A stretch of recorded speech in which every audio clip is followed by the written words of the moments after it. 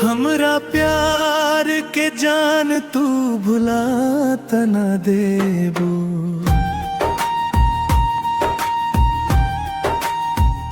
प्यार में पागल बना त न देबू। हथवा से हथवा छोड़ा त न देबू।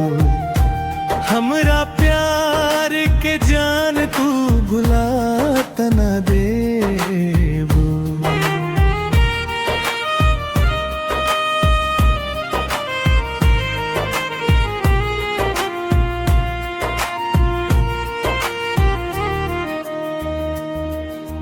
जब से नजरिया तोहरा से मिलल हो, दिलवाई तोहरे पाछे चलल हो। दिनवा ना कटे रतिया न बीते, याद में तोहरे मनवा मचल हो। सपनवा के दुनिया उजाड़त ना देबू। अपना से दूरियां बढ़ात ना देबू। हमरा प्यार के जान तू भुलात ना देबू।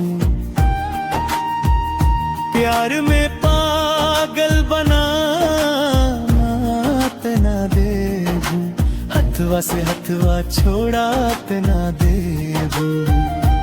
हमरा प्यार के जान तू भुलात ना देबू।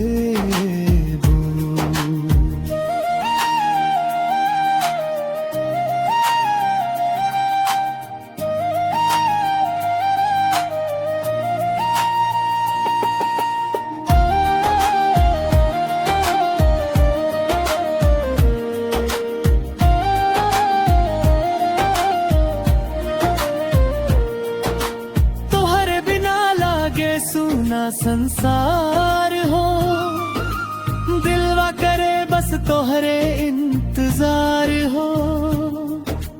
हंसी में तोहरे हम जान बस बनी, तू ही ताड़ू हमरा दिल के प्यार हो।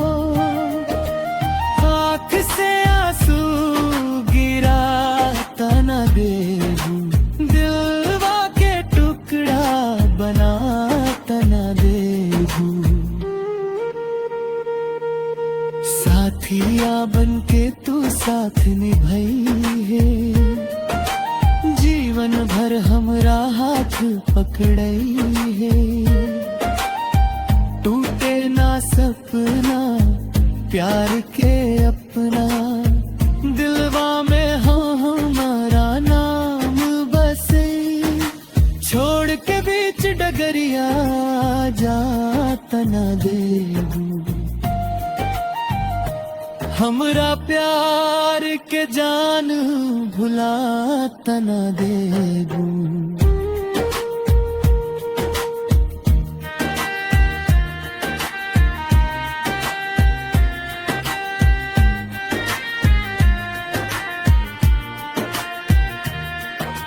दिलवा से निकले बसे पुकार हो,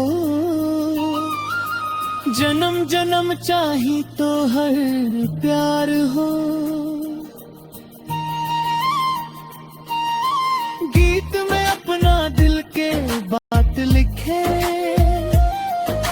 सिंटू कुमार सदाए के प्यार हो।